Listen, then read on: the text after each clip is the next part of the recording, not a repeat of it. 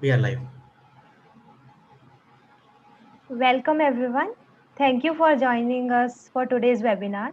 I am Anushri Parmania, currently in my first year of MBA and your host for today's webinar. The topic for the webinar is the future of work and career planning in India.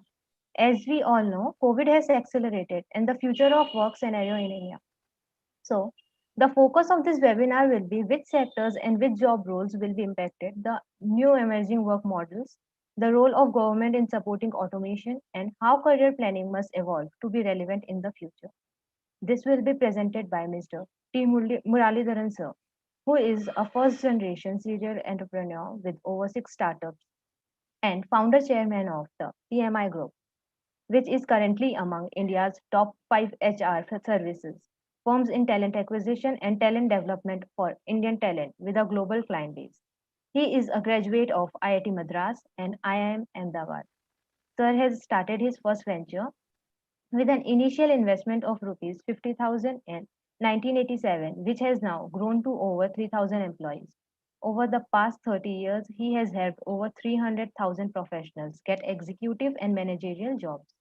His passion for employment and career counseling led him to author two bestsellers on jobs and also set up India's first employment van with Hyderabad Police, which connects youth to local jobs through mobile technology.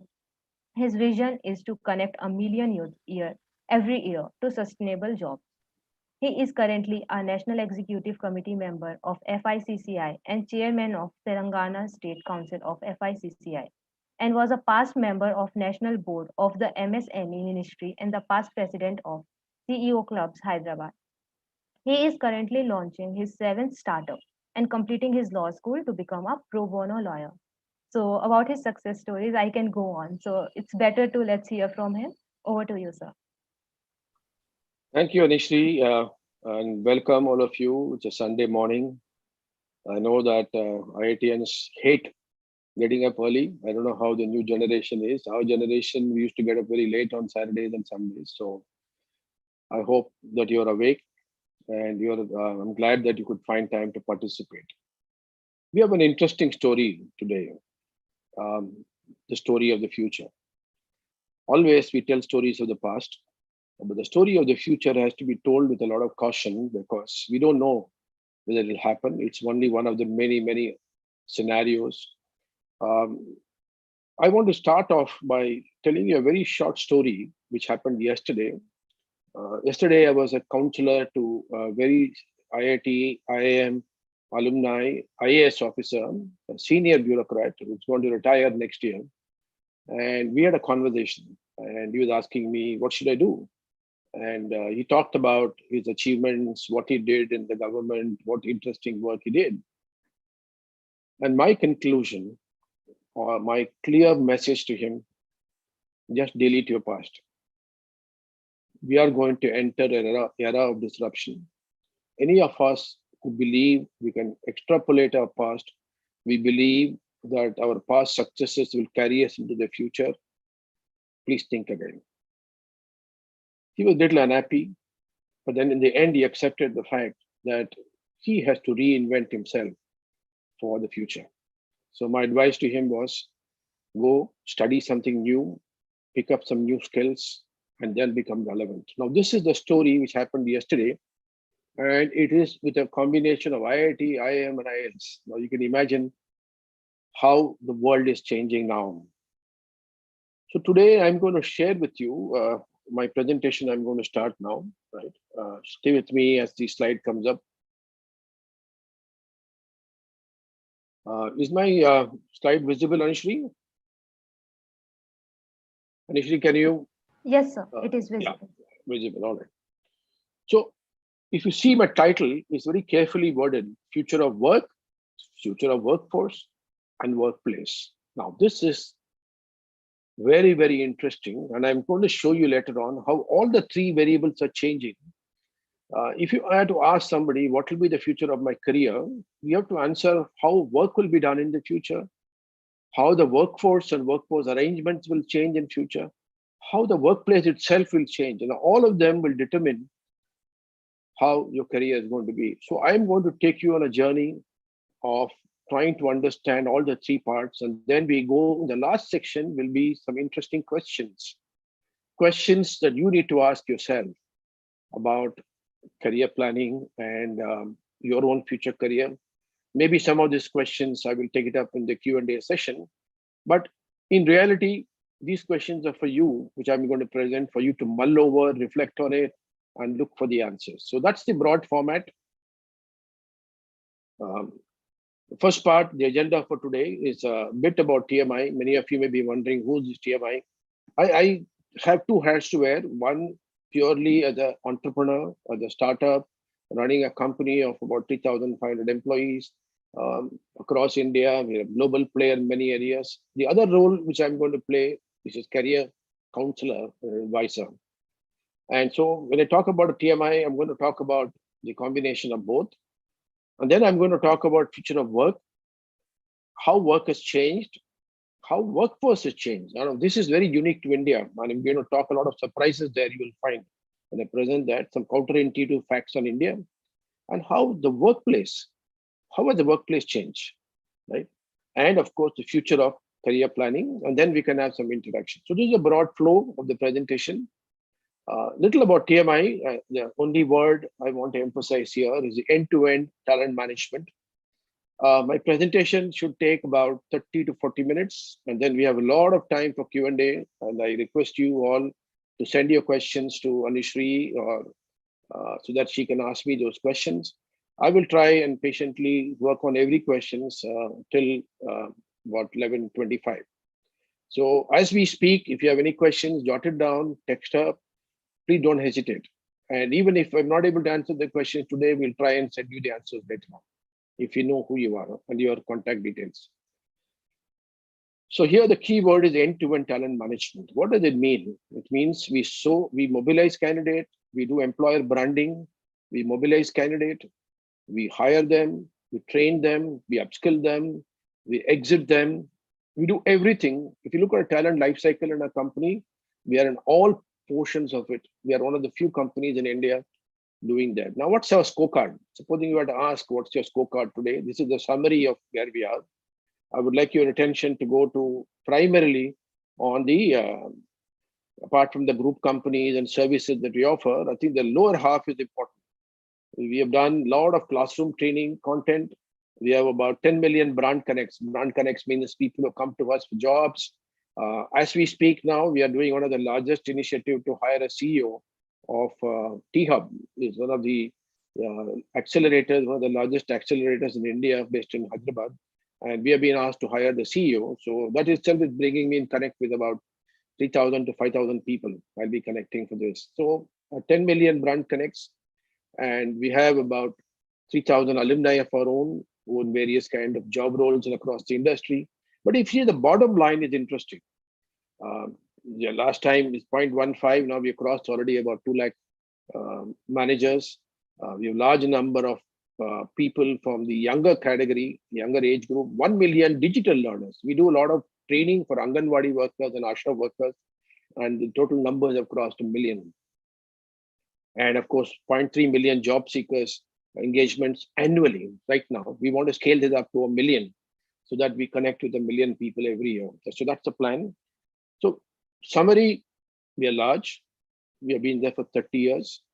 We do end-to-end talent counseling, talent consulting, and talent acquisition and talent development. So anything to do with talent, I think that's what I have spent my time. I already told you at the beginning, I am of the view that whatever we did in the past cannot be carried forward. We have to unlearn that and go into the future. So this is being told to you to tell you that even TMI is now in the process of looking at our future completely outside in.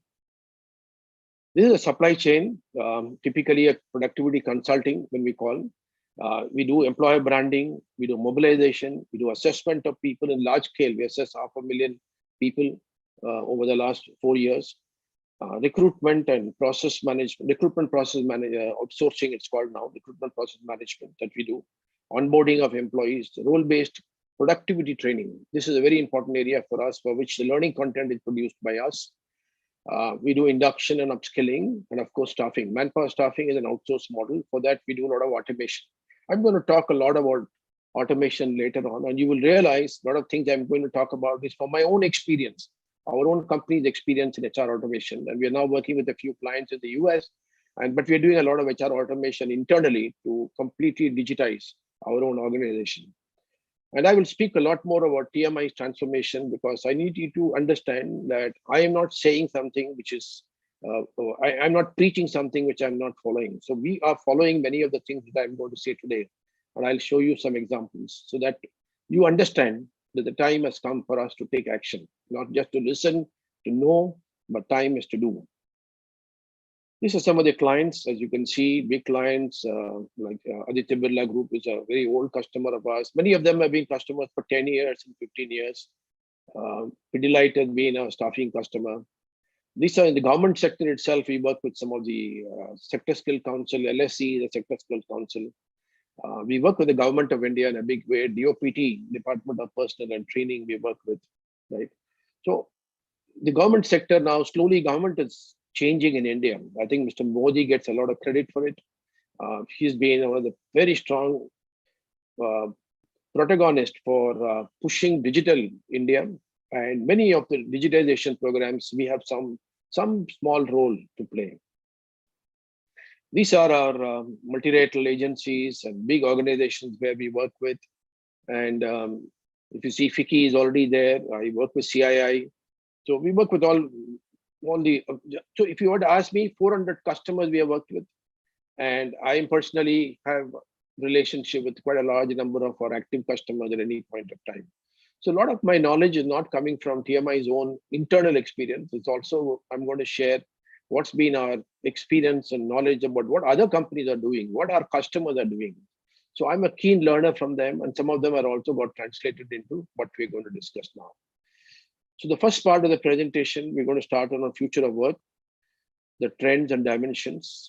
This is the first part, and what's so unique about it? So when we have talked about industrial revolution 1, 2, 3, 4, and people talk about every revolution. People have always said that every revolution, people lose jobs, but they gain jobs. So net at the end of revolution, people have argued that things have always gone up, but that's not the case in this case. For the first time, 3 different forces are coming together.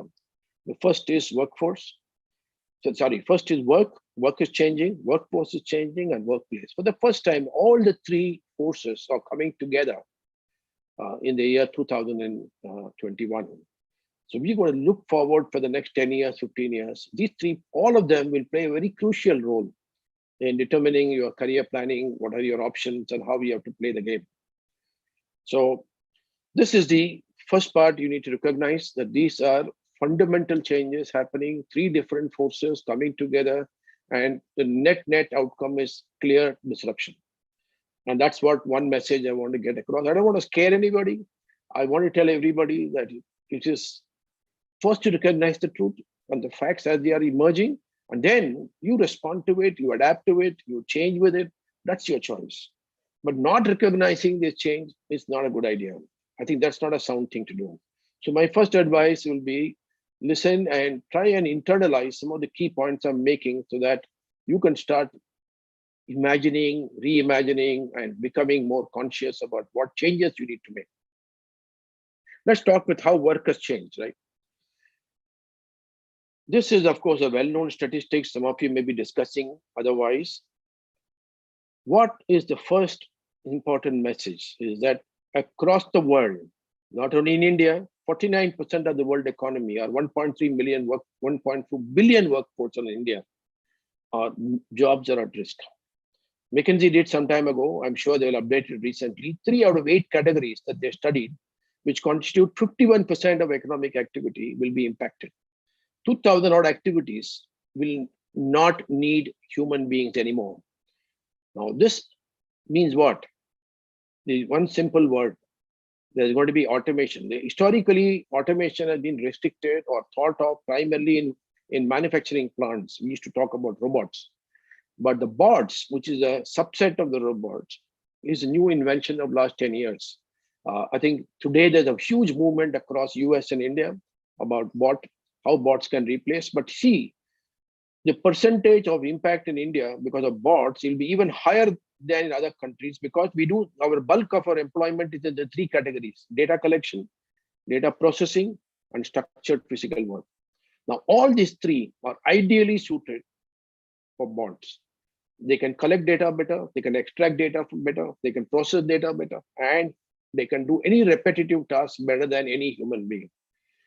So on top of that, you put another layer of AI. The AI will make these bots better, faster, algorithms better and faster. So over a very short time, as data comes in, the AI-based bots will beat the humans hollow in whatever work we can do in these three categories: data collection, data processing, structured physical work. Now, the combination of these three also means some of the traditional job roles will go. Now, one good example which many people are now talking about is the job role of a doctor, what we call as a general practitioner. What does he do? You go to him saying, I have the symptoms. You present the symptoms to the doctor. The doctor goes into his brain, looks at his past experience of patients coming to him, looks at your and asks you some supplementary questions to narrow down the possibilities of what is your root cause. And after narrowing down the possibilities, he might ask you to do some diagnostics, take a blood test, do this, do this, do this, come back to me. And then based on the diagnostics, based on the hypothesis that he built, then he comes to one conclusion: what is the likely disease? And then he prescribes a medication. This is a classic job for a bot. You will see in 5 years from now, many of us will log in, go to the Google or on particular website and present our symptoms. Then the bot will come back and ask you supplementary questions saying, is it this? Is it that? Is it this? Is it that? Then you say yes, no, yes, no, yes, no. Then he'll tell you, please do the following diagnostics. It'll ask you to present or put the diagnostic into the system. And then it'll come back with a likely disease. And it may not prescribe. I think it will be because it's a medical legal issues are involved in it. It's like driverless cars. So it might tell you later on, please consult this specialist doctor. He's a specialist in the domain. Please talk to him. But we believe you're likely to have this disease. Now, can you imagine our largest number of doctors in the country are general practitioners? There are very few specialists relatively. And this is the case with lawyers. If you go to a lawyer, again, there is a pattern, there's a repetitive past. You are extracting some data from the past, trying to build a hypothesis. Similarly, you go to a lawyer, you present a problem, they're trying to guess under which section, under which law is it a violation? Is it a violation? Which court to go? All this, the computer or the bot can do 10 times better than us. Now, this is the problem which we are going to face, because India, to a large extent, or any evolving or any world leaders are all service economies. They're not manufacturing economies. As it is manufacturing, robotics will reduce the number of manpower. So here is the problem. Manufacturing will get automated. Then you go to service sector. Service sector will get automated. Then what's the option? This is going to be our very, very important reality. But some jobs will not go. That's interesting news for you. Well, some of the, I told you, any rule-based job will go. These jobs cannot go. Creative jobs. It's very difficult for a bot to think of creative options on. That means there is no past experience, past patterns we can use unless you build a large number of data. So creative roles will not go, which means scientists, for example, architects, surgeons, chefs, for example, they will not go, because every cooking, if you are a very advanced chef, you can't do repetitive. So you're creative all the time. Influencing role. This is very important. The most important job most of us will do in the future is to influence somebody. You will influence, for example, as a salesman. You will influence as a high talent scout. Talent scout is somebody like me who goes and convinces somebody to take a job in our company or develop a career as a sportsman. Or so you are a talent scout. Talent scouts are also highly influencing roles. In fact, one of the most important influencing role many of us will have to play as a parent, because our children cannot be now told what to do. You need to influence them with a lot of storytelling. So you need to, the influencing roles will not go. Complex relationship management. For example, high-end bureaucrats. When you say you're a bureaucrat or the secretary of the department, or you're a very large CEO of a company. So many of these high-end roles, which will have a very big complexity built in it, with multiple players in it. Those roles will continue. Jobs requiring human interface. This is very important. As we become more and more automated, our human touch, everybody says, will come down, and I believe so. We will long for talking to people, or I think the COVID has established that work from home and Zoom. I think many of us are sick, and we are looking for human touch, human face-to-face meetings. So the human interface, I think, will come back. And I think there's a special message for IITians. I remember many of the IITians always thought HR courses were all fuzzy logic. It's all bullshit. I would rather learn physics and maths, which are very quantitative and definitive. But the world is going towards an area of human psychology, human interface. So this is another interesting area. Counselors, priests, judges, first line supervisors, all this will not go. And the last is non-repetitive and non-predictable roles, right? Now, obviously, as you speak, these roles, and you look at it, what is the impact? This is, again, I'm giving you multiple studies, McKinsey report, which basically says that, large number of roles will go. 1 second. Yeah, 6 out of 10. It says that current occupations have more than 30% of the component of the job will go. So this is a good example of, I'm going to minimize this. Yeah. So these are some examples. We will not go into this because that's not the purpose. The idea was to tell you that things are going to change. And these are not my opinion. It's also McKinsey. And we will see some more consultants. This is another consultant which talks about if you see here on the top, these are various types of roles: physical and manual skills, basic cognitive skills, higher cognitive skills. And this is where they will reduce in terms of billions of hours. They're talking about work in the US and Europe alone. This kind of work will decline and this kind of work will increase. And if you see that technological skills is one area, there is going to be a higher utility. So on one side, technology will go up, automation, AI, robotics. On the other side, human touch, human relationship will go. These two are in a way conundrum, but that's going to be a reality of the future. Now let's go to the second point about workforce, how workforce has changed, right? These are very, very simple. I've summarized only a few slides about internationally because I'm going to talk more about India. But if you look at non-standard forms of employment, what do you mean by that? I'll explain later. Standard form of employment is you have a full-time job, you go to work every day, and you are paid on a monthly basis or a periodic basis. You are paid on time basis, right? But non-standard forms of employment are increasing. That means the standard forms are decreasing. And you have an interesting data there. New jobs that open up mostly are permanent or not permanent jobs. In US itself, only 6% of the jobs created in 2005 to 11 were permanent jobs. That means the non-permanent jobs and also the various types of employment, they're 94%. And this is another very powerful prediction. I don't know how much of it is valid today. Maybe it will shift by a few years.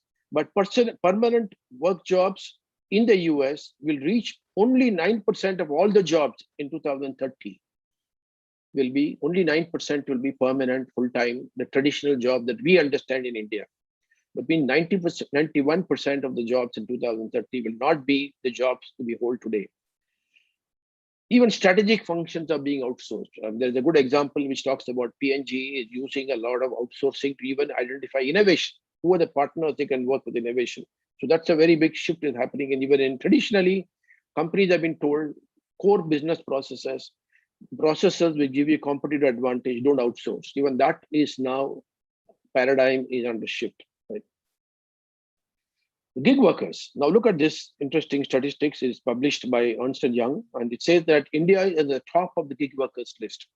Among all the countries, India has adopted very quickly to gig workers. But if you see the various types, the yellow colors are all software jobs. The various types of jobs here, this is the yellow color here, the largest number of jobs. And these are the various breakup of this, the largest number of jobs. And if you see this, you will see various kinds of things are coming up and they're all contributing to the gig workers. So India definitely is going the gig worker way. It means a lot for our career planning. I'll talk about what does it mean, but this is going to be, this is again, the EY study said from 24% of the world gig workers come from India and 43% of all the workforce will be freelance, as we call. Freelance and gig workers are, in my mind, interchangeably used. A gig worker means he comes on skills, he comes for a particular outcome, he works on a project, delivers some outcome, he takes the money, and he leaves. And I'm going to talk about a lot about one industry, which I think is the future of corporate world. And that industry, uh, you'll be surprised, is the film industry. Do you know that only 5% of the jobs in the film industry are permanent and standard? 95% of the jobs are project workers. A movie is a project. They'll come together, actors will come, directors will come, film script writers will come, light boys will come. They'll work together for a project and they will disband and go back to wherever they are to start on the next project with a different set of team. Now, this is the classic example of project team working. It's a classic example of an industry which is really adopted gig working to the highest level already in India. And that is where we are going to go. But India is a very unique country. I think many of you may be aware that supposed to be demographic dividend, where it's supposed to have been for the next 30 plus years. It started in 2018. What it means is the number of people who are in the working age is more than the people who are not in the working age, children and the old people, which means that people who are in the working age can produce and support the people who cannot work. Now, that's a very good stage to be in. An economy is lucky to have a large number of working age population. But unfortunately, the demographic dividend, as we call it, is at risk right now. I don't think we can see India achieving the demographic risk dividend unless we do some changes. And I'll talk about it in the next few slides. Some very counterintuitive ideas. First of all, poverty has come down dramatically in India. I speak to a lot of people. Everybody says that hunger, you leave the current period of COVID. There's a lot of migrant workers going back. I think this has been a very unfortunate, very unusual year. 18 months from February last year now, maybe last for another 4-5 months. But if you take that away, our poverty has come down dramatically in India, 55% to 28% in 10 years. 271 million people moved out of poverty. Now, this is the plus in one way. The minus in the way that all of them need a livelihood to support a lifestyle now. They need money. Because once you move out of the poverty line, you pick up lifestyle. And this is a big, big, big plus and a big, big minus. Now, let me give you one short story about it. Some time ago, AP government did a very large initiative to train village girls, to train them to retail showroom girls. And they were trained extensively. They were brought into Hyderabad, into very high posh areas like Bajara Hills. They started working in these stores. After some time, there was a lot of absconding. A lot of women worked for 3 months and then they vanished. Until they started doing a study to find out what really happened. What happened was these women who came from very, very poor backgrounds came into urban markets, up markets. They were working in a store where they saw women well-dressed, wearing perfume, wearing lipstick, wearing face mask. So suddenly they realized they were attracted by that, and they adopted some of the lifestyles. Within a short while, the salary they were earning were less than the lifestyle that they adopted. So they started borrowing, some of them started stealing, and some of them had to run away. So here's an example what I said. When you come out of poverty line, the plus is that they're not hungry anymore, but they're aspirational now. So a large number of Indians have become aspirational. Look at the second statistic. This is important, right? The disparity of wealth between the rich and the poor. The difference was 74% of the wealth in India was from the top 10% of the population. Now, top 1% of the population has almost the same wealth. It means what? The wealth is getting concentrated into a few people, and a lot of people are now left out of the economic race. Now, this is going to be a problem we have to face in India. The largest poor children in the world are in India, so we need to worry about their future. But the last one is very important. We have always been told, you ask anybody, what's India's problem? India is producing too many people. We are productive. There's a lot of storytelling going on. Some religious communities produce more than somebody else. And all this are not borne out by the fact It's the largest story of any developing country, and more so India. Fertility rates have dropped dramatically by 60%. Today, urban fertility means every woman, how many children does she have? You need 2.1 children per woman to be able to sustain the population. In urban, fertility has dropped to 1.8 already. And I think you're going to see more and more populations adopting family planning and other methodologies. And therefore, our population, which is the biggest story of our poverty story, is no longer valid. We cannot say our population is too big, or we have to say now we have to find meaningful livelihoods for our people.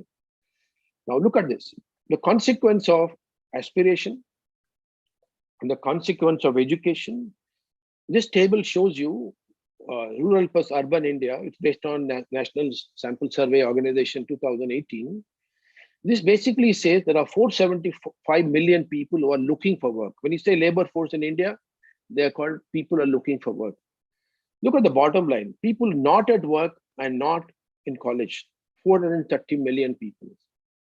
What it says, I leave the statistics out, but summary is we are, for every one person is looking for a job, one person is not looking for a job. Now, this is very scary because when you talk about unemployment is normally measured as a percentage of how many people are looking for work. When you say 8.9% is the unemployment rate, this is a percentage of 475. But 430 million people are not part of it, right? Now, this is going to be our biggest challenge. Many people are dropping out of jobs, looking for jobs now because they want to get out of this permanent job role and to give job roles. They want to work from home. They don't want to migrate. They find that migration, they're losing money. And the last one is a very important thing, why people are not looking for jobs, right?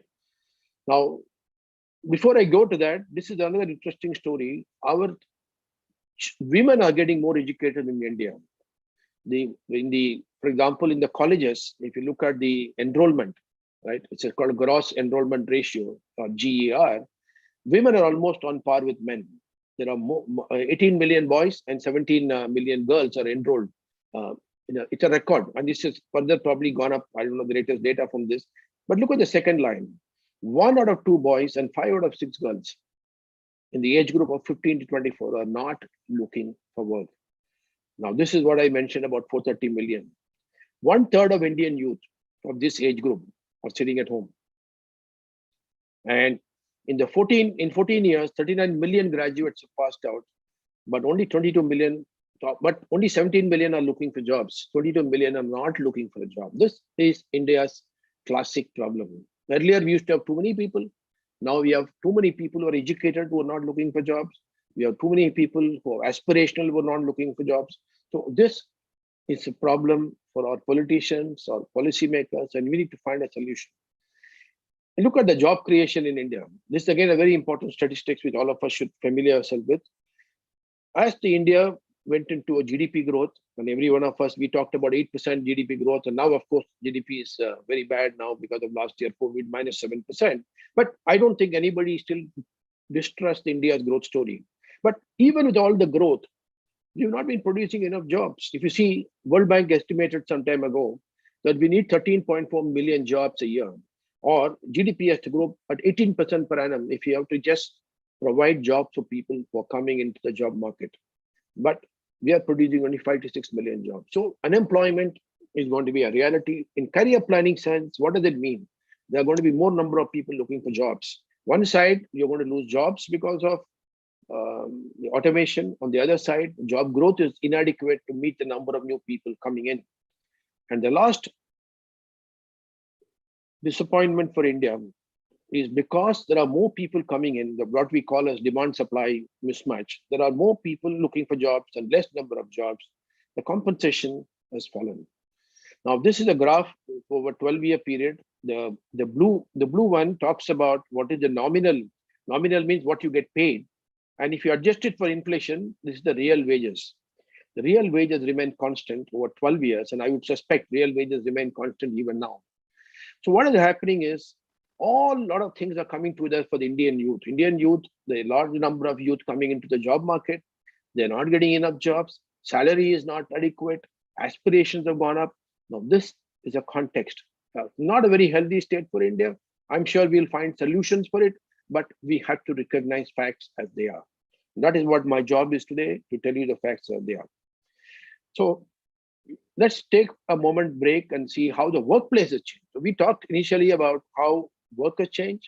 We talked about how the workforce has changed, especially how Indian workforce is changing. And the last part is how workplace is changing now, because this is also a very important trend, because it will rewrite a lot of assumptions we make about how the jobs and how we can create a competitive advantage.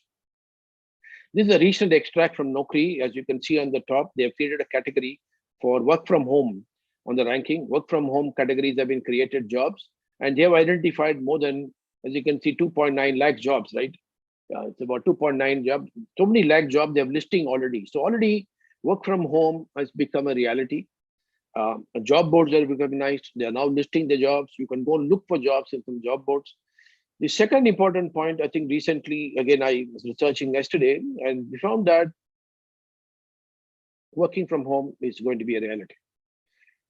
And I'll give you one example. TCS, of course, story everybody knows. It's on the screen, and TCS has talked about 25, 25, 25, which means 25% of the population will be in 2025 will be working from home, working from office. Rest of them will be working from home. So this maybe not 25, 25 may not be true, maybe 40, 25, but the fact is work from home is a reality. The second one I think is important is, I'll give you an example of TMI. We have a large number of employees, and we decided in January this year, after the last lockdown, that we are going to adopt digital working. So we shifted our office from 22,000 square foot corporate office to 7,000, 8,000 square foot office, 1/3 the size. We have told all the employees they have to work from home. They can come to office only 1 or 2 days in a week, in a week, permanently going forward, irrespective of what the policies of the government are. So we have just joined this wagon of work from home, because not because of productivity, but I think that's the way future is going to be. We are wasting a lot of money setting up elaborate corporate offices, big campuses, but there's no offtake. Nobody is there. Even as it is, imagine a Google campus or a campus of setting up a large campus where people work for 8 hours and then they go home. I mean, what kind of investment for a country or anybody in the world is where you use only 1/3 of the time is used for work, rest of the time is not being used. So working from home is a reality. Now, this graph again shows you, which is from Deloitte. It talks about physical proximity is moving into two ends of the spectrum. On one end is going to be co-locations. Co-location means, I like this model very much. And the other one is, of course, distributed working from home. All of them are virtual models are coming on the right-hand side. But if you see, co-location means what?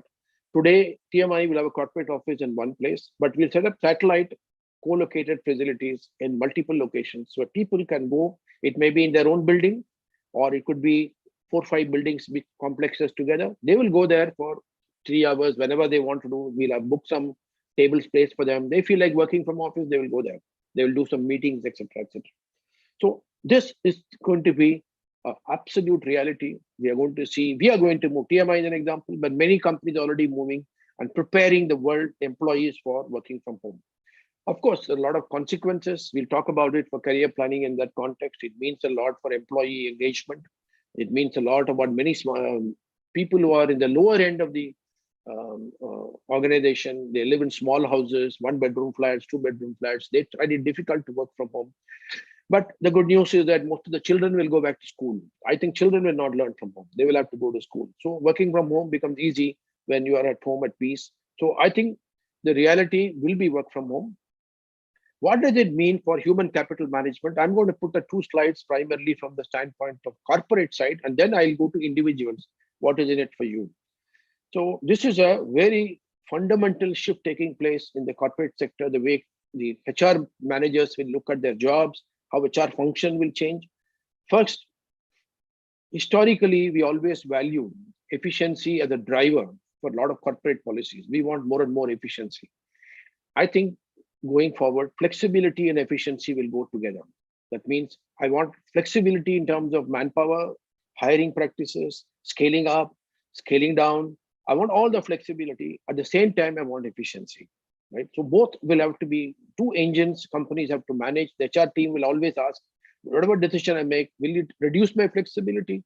Will it increase my efficiency? So these are questions they will have to ask. The second is flexibility cannot be may not be built from within the system. For example, the gig workers are a classic example of flexibility. I want to scale up. Suddenly I get a project. Why should I have permanent employees? All I can do is to go to the gig workers market, identify people work on that project. They'll come together and then they will disband themselves. So flexibility will come from external. There could be a lot of external structures we have to build. New talent supply chains companies will build. The third part is information. So far, we have been asking what, how, why, and when. Now, these are the traditional questions companies ask. What's happening? How did it happen? Why did it happen? The first three are very important. How is the process? Why means strategy. Why is something happening? What is actually happening is the reality on the ground. But now the question is shifted to when will something happen? That's a predictability model.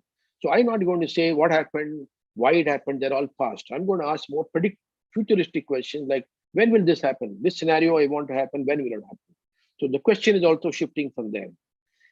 The fourth one in the bottom is all about measurement. You're going to see a lot more of productivity and measurement happening in our life. For example, work from home. What does it mean? Work from home means every day you have to produce some output. It should be measurable. Otherwise, the company will think you're sitting at home, your output is not visible. So the companies will start insisting on some kind of measurement. We are implementing an interesting tool called Clockifying. The Clockify tool basically tracks your time, how much time you spend. We are not going to insist employees spend time from morning 9 o'clock to 6 o'clock. We're going to say you choose your time. You work 40 hours a week. Whenever you want to work. Work in midnight, please feel free. But the Clockify will track how many hours you work in a week. So this will be measurement, and every day there will be some output measurements. It's called key input areas. We're going to insist on employees sharing some information on that. And the last one is, of course, the modeling of productivity. Everybody will say that, okay, what's the right way to increase productivity? What should be the team size for maximum productivity? A lot more of training. What training should I give? All of them will be linked to productivity. So these are 5 big trends which I see HR departments, HR functions evolving to address these kind of issues. Now let's go to the last section of my presentation about you. Are you prepared for the upcoming challenges? Now, as I said earlier, my first part of the presentation was to set the context. Set the context. There are going to be disruption. There are going to be some fundamental changes. Work from home is going to be a reality. There's a large number of Indians looking for jobs in India, right? So there is a fundamental shift happening. And 2021, in my life, in the last 20, 25 years, I have not felt so strongly that things are going to be very different in the future than in the past, than ever before. So I'm going to put a lot of questions. As I said earlier, I'm not going to answer all of them because some of the answers are not known to me also. I don't know the answers, but I know these questions are important. So today I'm going to raise some questions for you in the context of career planning. And I want you to reflect on it and maybe ask for look for the answers yourself, and some of the questions, if possible, if it comes in the question answer session, I'll try and answer to the best of my ability. So first, career reality, the word VUCA. I don't know how many of you know about the word VUCA. In the board level, we keep asking the same question. The VUCA stands for volatility, uncertainty, complexity, and ambiguity. So if you look at our business plan of companies, when I say I predict our TMI's annual plan for the year or a 3-year plan, we are extremely worried because these 4 things are significantly impacting our plan. So we need to provide for them. We need to worry about them. Our review plans will change. Review periods will change. So VUCA has been a boardroom issue. Now it is landed in the middle of career. So it has entered the career place. And each of us, each of you, will be facing these 4 dimensions of 4 very big forces when you do the career planning. You will have a lot of volatility in your careers. There will be a lot of uncertainty. There will be a lot of complexity, and we'll also talk about a lot of ambiguity. Ambiguity means you can't predict what will happen. Now, 4 important fundamental trends are going to happen. The first one is job continuity. If you ask anybody, any IITian, anybody else will say, you're in this job, so do you want to change your job? Said, yeah, I'll get a job first and I'll change. Historically, the belief is our job, we will hold the job continuously, except for disruptions of unusual nature. Company shuts down, you fall ill. That's a very extreme scenario. On a normal basis, your job will continue from the day you start work till you retire. This is the premise, assumption on which all our careers have been built in the past. That is not going to be there. The jobs will be discontinuous. You will have a job for some time. You may not have a job for some time. Again, you will get a job for some time. This is which is going to be a myth. Job continuity is the first myth which is going to be broken in the future. The second is compensation continuity. And this is a very, very important issue. Many of the people, when they go to annual increment, everybody says, why am I not getting an increment? Why can't I get 5% increase? Why can't I get 10% increase? They believe the salary should go up continuously. This is very unique to India. I'm sure some of you know, if you worked in the US or any other parts of Western world, the increments are all 1%, 2%. India, we are not happy, 8%, 10%. They're not happy. Of course, the inflation rates are higher in India than US, obviously, I agree with that. But compensation continuity is a given. That means my salary will go up day after day. It will not come down. This is again a myth which is going to be broken.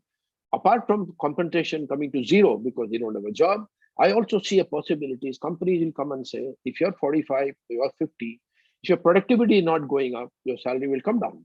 You have a choice. You continue or you leave. And I'll tell you one simple example. Recently, I was talking to a very senior HR head who I have myself placed in a company. He called me saying he lost a job. So I asked him what happened. He joined the company at a salary of about 60, 65 lakhs. In 2 years' time, because there were multinational companies involved, his salary went to 1.3 crores per annum. During the COVID period, management came and said, I think you're overpaid, please go. So he lost his job.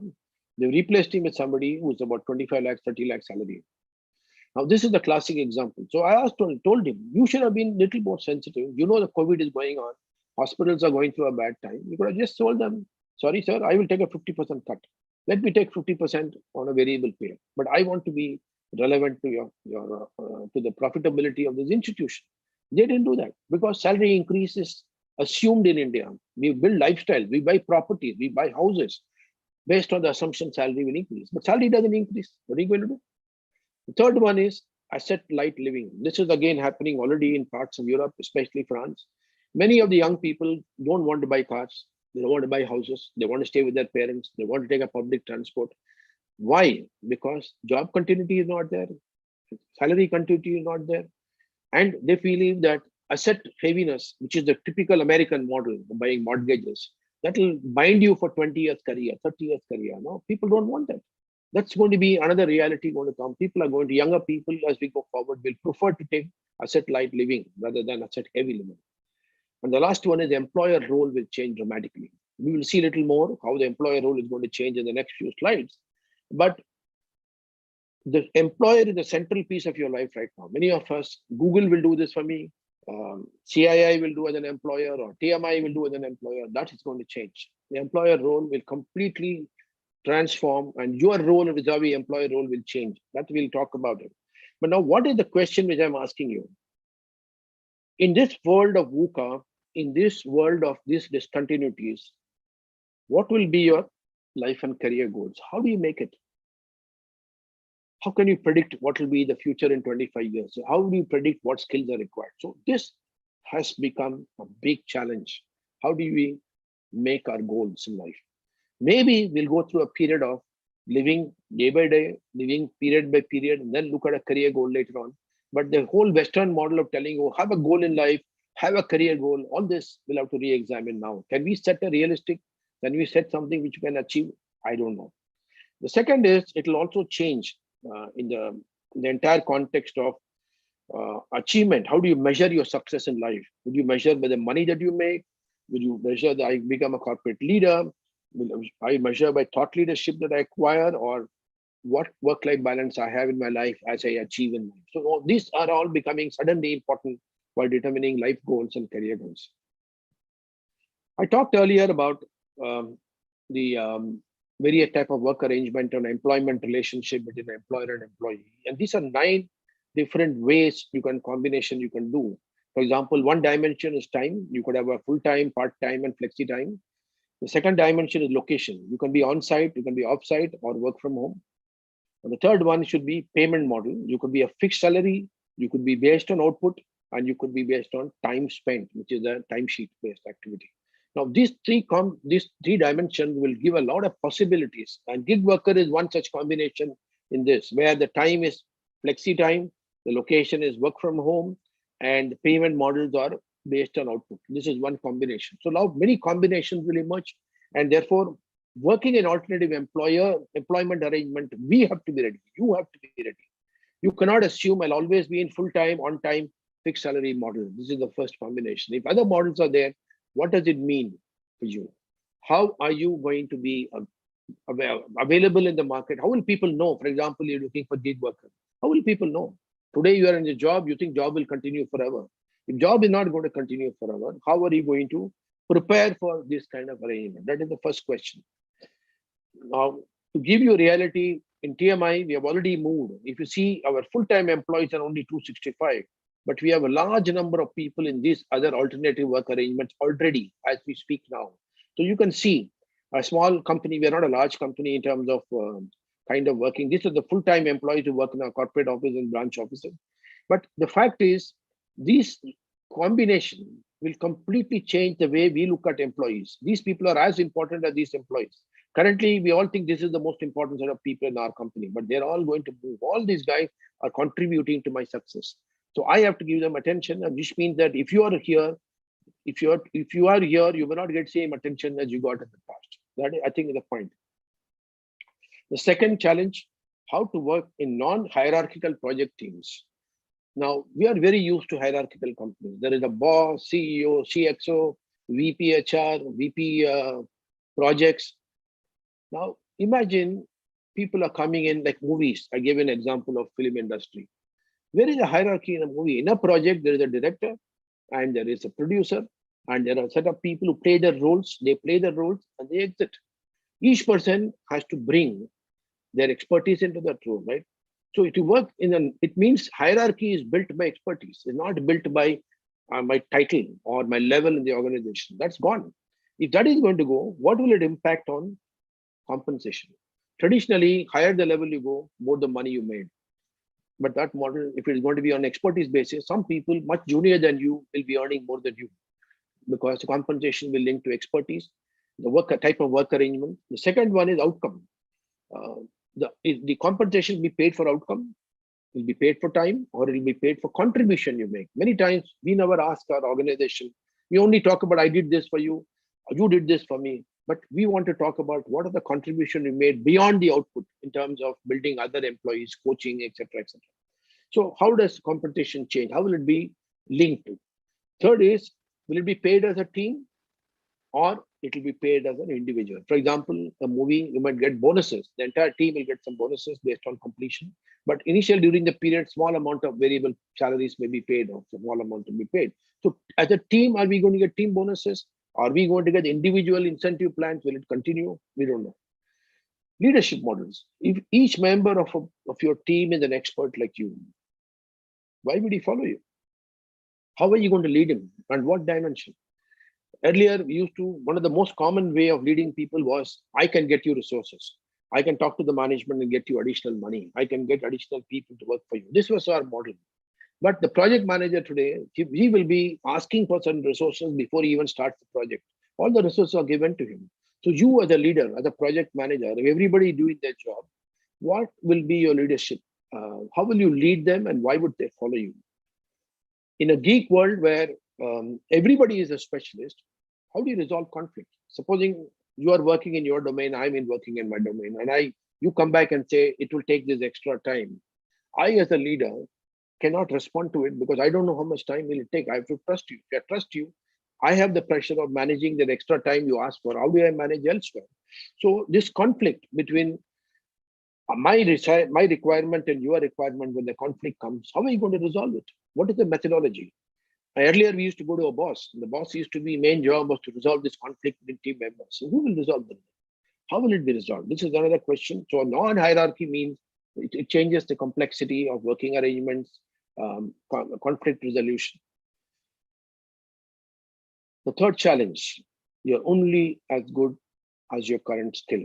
This is what I told my friend when I started the story. I told him, don't tell me your past of 30 years, what you did in the government service. tell me what is your current skill. You're only as good as your current skill. Now, which means what? Many things of the past are getting wiped out in one stroke.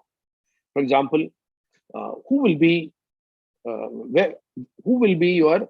Who will drive your learning? If you want to be current skill is important. Is it your job to get the current skill updated? Is it a company's employer's role or your role? In my mind, it will become your role. Ownership of learning will shift to you. Who will pay for it? Traditionally, our model has always been company should pay. We stop paying when I finish our education. You go to IIT, you pay the fees, you get a job. Now it's not my job to pay for my own learning. Why? In fact, I used to say that you are the asset which brings all other assets. You buy a house, you buy a car because you, as an asset, creates the salary or income from which these assets are bought. So you are the asset which buys all these assets. But you are not maintaining yourself, but you're spending money maintaining the car. How stupid it is.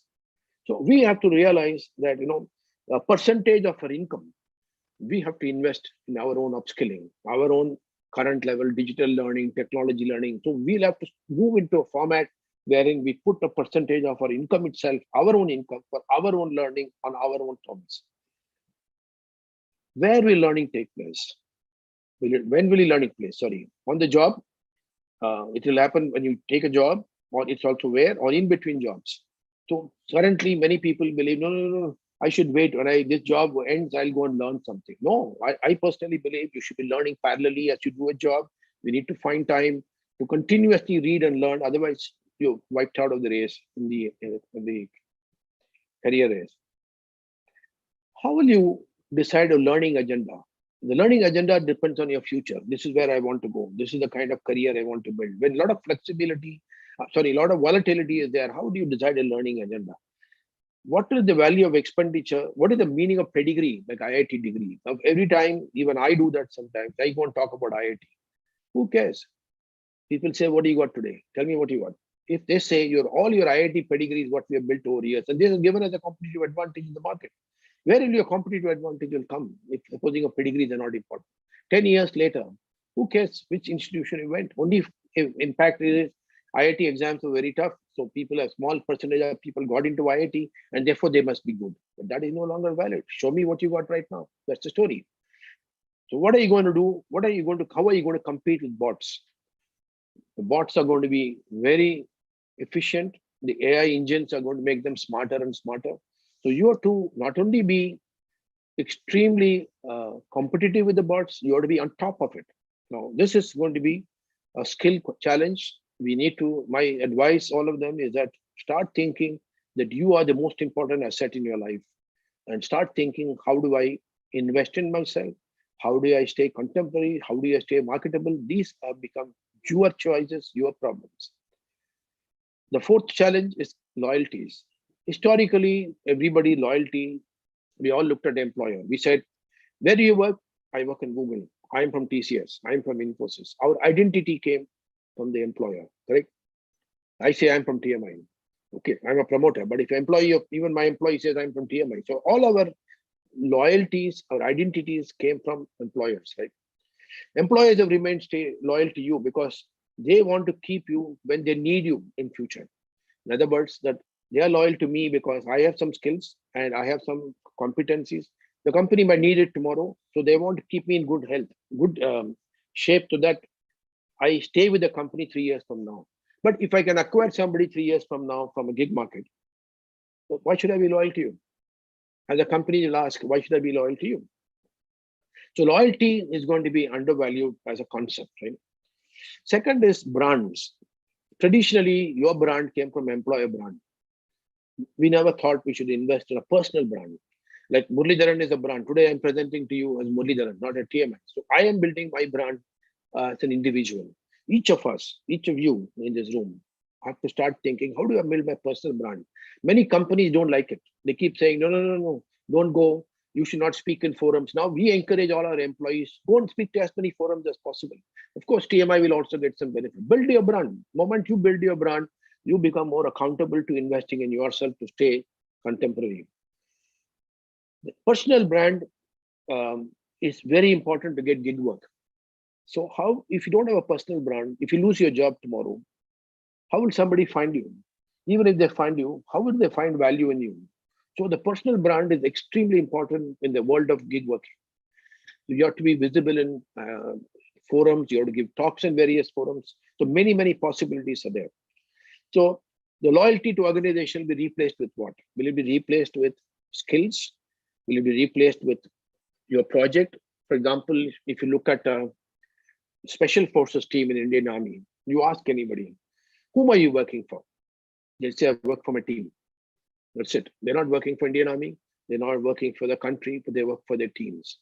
Similarly, now we will have to ask that if I'm working in a team and that team itself is flexible.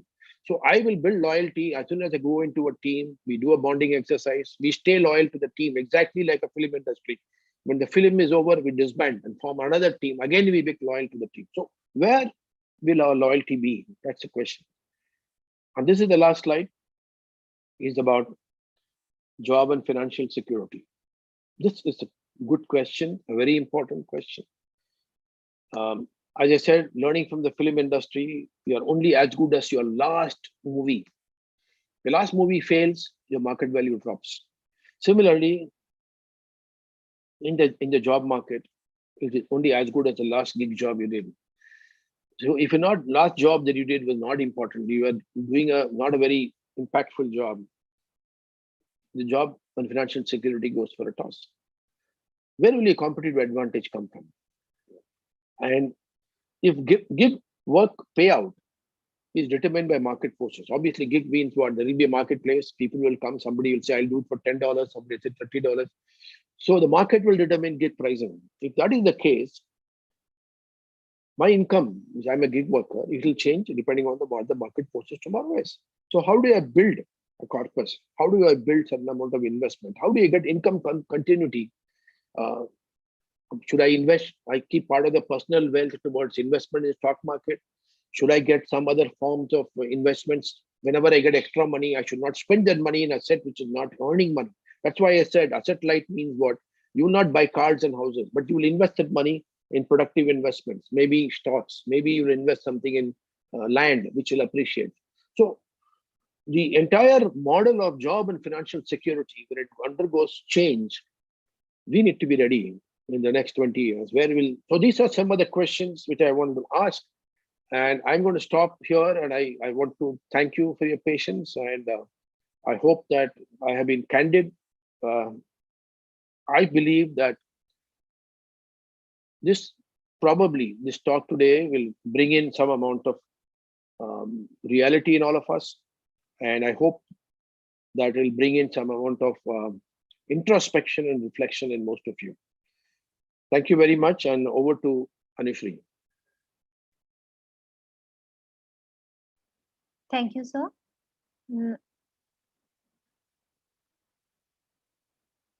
So thank you so much, sir, for this informative talk. It was very enriching session. Now we can have the question and answer session. I myself have a question. As you discussed about the voluntarily unemployment, so the statistics were very scary to know that people are not looking for jobs. So I would like to know your opinion on how this problem can be solved. Like, what is the solution for this problem? Yeah, I think first and foremost, one of the main reason people are not looking for jobs is because the salary has remained constant. I showed you a graph, right? Yeah. So there is a wage bill which is called Labor Code, which the Prime Minister is now working on. I think they have already passed in the Parliament. Our minimum wages are very low. In that minimum wages, if you go to work with that salary, especially you migrate and work, you will lose more money than you make. Many people who got work in skill industry, they got skilled and went and took a job. They went and migrated, like I told you a story of Hyderabad. They went out of pocket and they went back home. The parents told them, please come back home. I can't support you. You're doing a job in Hyderabad and I'm paying you money. So first minimum wage has to go up. I think we are pathetically low. This has been a problem across the world. In US, for example, even today they're talking about revising minimum wages. But in India, minimum wage is too low. The first step I would do is to revise minimum wages, which is going to happen. There's a lot of pressure being built up to revise minimum wages. The second one, I think the youth have to realize many of them are not looking for jobs because they have unrealistic expectations. Along with the aspirations, what has happened is people say, I want this type of job only. I want only this kind of company. I want only this kind of location. Now, these are something we have to give up. If you are a youth, your first stop is the only way I become marketable in future is acquiring a skill. The only way I acquire a skill by doing something, not by learning something. So if I'm getting a job, if somebody is giving me a job to do some work, this is my opportunity to learn, opportunity to build my skill. And that is a bigger priority than what is the kind of job you're going to do. So you have to be a lot more flexible on the type of jobs that you do. So the last one, of course, is India will export manpower. We are not going to create enough jobs for everybody. What happened to IT industry today? If you see, IT industry is one of the largest industries. It first went into body shopping in large scale. We are until probably 2005, we are a body shopping nation. Only then projects came to India. They're seeing a lot of activities in India. Same thing will happen in skill industry. A lot of people, for example, carpenters or for people who are working in plumbers, some of them will probably start looking at overseas assignment, and India will become a global supplier. Now, these three combinations are required to give the youth a reason to take a job, which means some saving. They need to get some global exposure, which will be fantastic if they can get. So I think, in summary, the only way we can do from the youth standpoint, they have to change their mindset, not to get too selective on what type of job I'm going to get. Do the best you can. Search for the best job. I'm not saying search for any job. Search for the best job. But if you get a job, instead of staying unemployed, whatever job you are able to get the best job, put your best heart and soul, learn some skills there, and then jump somewhere else. So that's what is my answer to the question. Does it answer your question? Yes, sir. Thank you so much. It answers my question. So now I'll take few questions from the comments. So the first question is how to connect with you as a corporate with TMI. Yeah, so I think we will later on send it through IT Mana. If you're looking for a job, that is the purpose. We will send you the email ID and also website where you can post your resumes. My email ID is TMD Tango Mother Delhi @ tminetwork.com. TMI network stands for Tango Mother India Network, network.com. So you could send me mail, but by and large, we will anyway send you some options of where you can register. So that is for job seekers. But if you want some career consulting advisory, we are launching a new product called Clan, which will be primarily meant for this purpose. It will take another 6 months, and then that will be an interesting product where any of you can download and get a Clan app, and then from there we can build a lot of career advisory. So the next question is, can you talk about mechanical career? They pay less compared to the IT. So it's better to shift the domain or stay with mechanical engineering. Yeah, I think this is a very important question. And I think I want you to understand this very closely. Today's compensation is not important. Tomorrow's compensation is more important. So the question is, supposing I work in mechanical industry, mechanical engineering, I go to automobile, I learn a lot about robotics. And I learn from robotics in the job, and I go and pick up a job as an IT consultant in robotics. Your value will be 2 times or 3 times the guy who works in IT industry in robotics and reach the same position. So don't worry about what is your current compensation. Let's take a simple example. You got 35 years of work experience left in you. So supposing you have 35 years, if today's compensation is low, let's say 2 years, you will be underpaid, but the next 5 years, your compensation will double or triple this. I would rather take mathematically, that's a better option to take, right? So I always tell people, don't look at compensation seriously. Look at what is the market value you're creating for yourself in working in that job. When you exit that job, what will be your market value?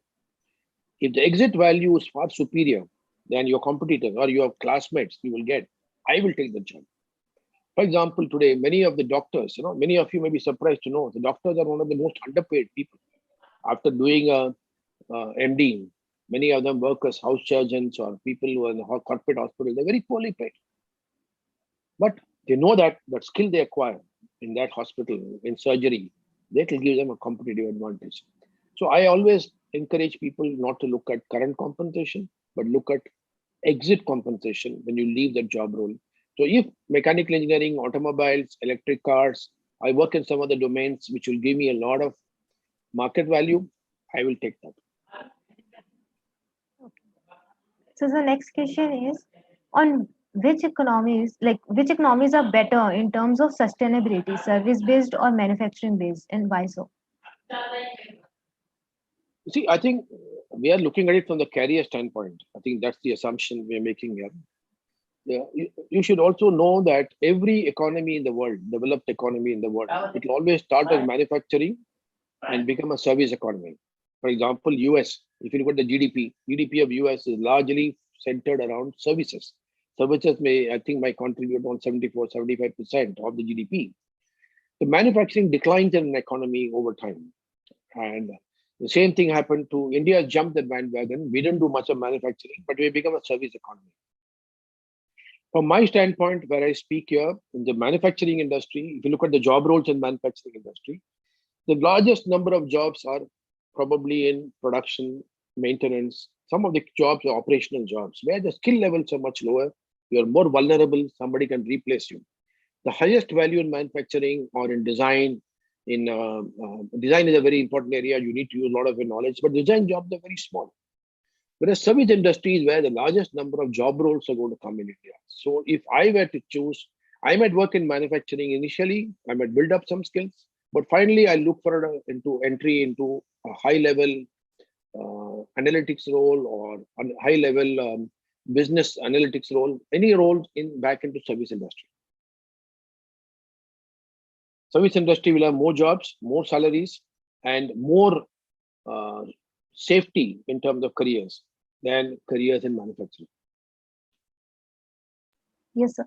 So the next question is, do you think government jobs like IAS, IES, and IFS will get limelight again due to their relatively sustainable nature? Yeah, I think the very good point. I think what he's making is if you want employment stability, you want career guarantees. Today, many people think government is the right place to go. I think there are a lot of articles appearing saying that if you government jobs, we did advertising for about 300 postmen. These are the delivery people in the post department, right? We did for Tamil Nadu. Can you imagine how many people applied? 2.3 lakh people applied for 300 job roles. And who are the people who applied? We had BTechs, we had MTechs, few PhDs for delivery boy job role. You ask them why? Government job is the safest place to go, right? So the conventional wisdom is government job is safe. I may not get much salary, but my job is safe. I would strongly discourage that mindset because if you there's a defeatist mindset. The second part is the government jobs are changing. Mr. Modi has openly said in various forums that he wants to bring in more and more laterals into government service. You will see IAS declining. In my mind, IAS, IPS all will decline because we are a digital economy. There will be self-service. Citizens' voices will increase. The power which bureaucrats hold will decline. So the combination, I would say that the government service, only people who are interested in genuinely serving the people should join IAS, IPS. Don't go there because the job is safe, because there is a power there, because there is quote unquote money there. I would not do that. I would like to jump myself into a job role which is very challenging for me, which really pushes me to the limit of my competence, which is really cutting edge technology, cutting edge practices. I would like to go there, right? And the government is not there yet. But the job security in government will 100% decline in the next 10 years. Mr. Modi's agenda is very clear. Because you have permanent jobs, government employees have become inefficient, right? If you ask me honestly, the most inefficient people in the country are in government service. Why? Because there's job security. Everybody has no performance evaluation system is very, very poor. It's not like the way we evaluate job. You cannot fire any employee. There are union. Because of that, now they've become very complacent. And that is the worst thing you can do in career planning. Never get complacent about your future. So I would say IAS, IPS, if you really want to do service to people, if you really want to do, because you have a large impact on people, you should go to IAS, IPS. But don't go there for job security and money. I don't think they will be there in 10 years from now. Okay, so the audience, like if you can share the PPT with them, they want that. Sure, I'll do Yeah. that. We'll do that. So the next question is, how will companies handle privacy issues if gig workers are going to work across companies in the same job role? See, I would like you to, all of you to understand, corporate to corporate, we do handle security service by signing confidentiality agreements, right? The confidentiality agreement which we used to sign, we used to be very poorly worded. They're not enforced seriously. Now, confidentiality agreements have become very serious. They're all contractual agreements. So, company to company, confidentiality of data is protected by confidentiality agreement. The same thing will happen with gig workers. The companies will sign very strong confidentiality agreement, very severe penalties. If somebody cheats on sharing some data from gig workers, obviously there'll be common marketplace where people will know this person is cheating.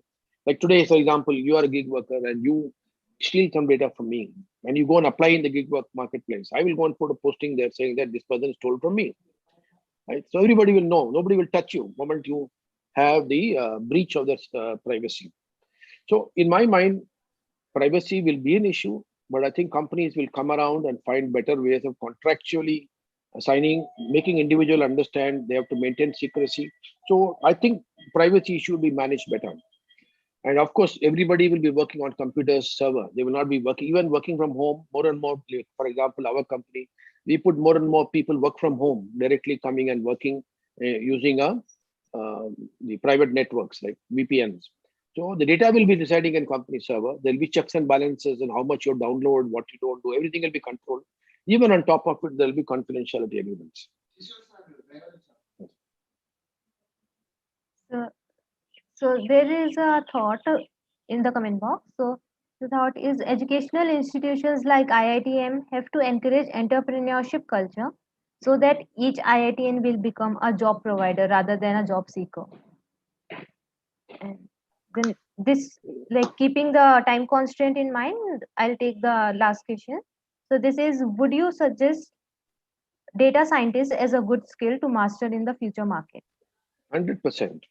Because the whole world is going to be data driven. You will be assessed on data. Your data will, your devices, whatever devices we are building, IoTs are all going to dump data. So you will be a world full of data. And therefore, data scientists definitely will have a role. But data scientists without understanding of the business objective will be useless. So you can't just be a good in analyzing data. You should also understand the business side. What will you do with the data? What are you analyzing? Why are you analyzing? So today the focus is on data analytic models. How will you analyze data? The how is not enough. You need to know why. You need to know what are you analyzing. So these are all coming from the business context. So I would say data analytics or data scientists are very important, along with understanding of business.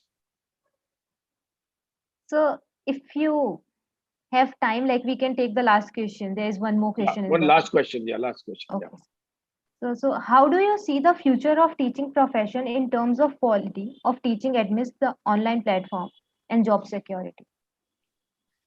Yeah, good question. I think we are running a very large learning company, and I have been saying this in the whole world. Teaching will go away out of the business. They'll throw it out of the window. You can't teach anybody anymore. People are learning.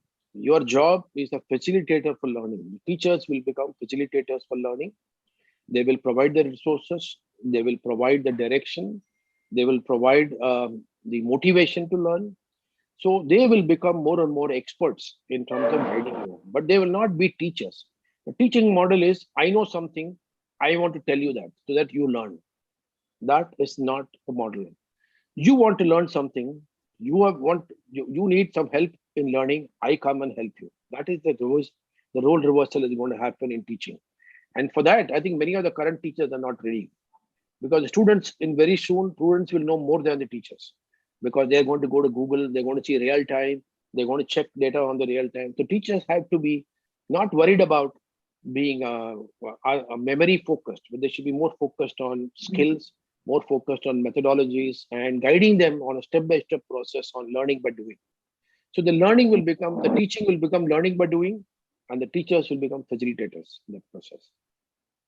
So with this, I'd like to we won't take any more questions. So thank you so much, sir, for addressing all the questions.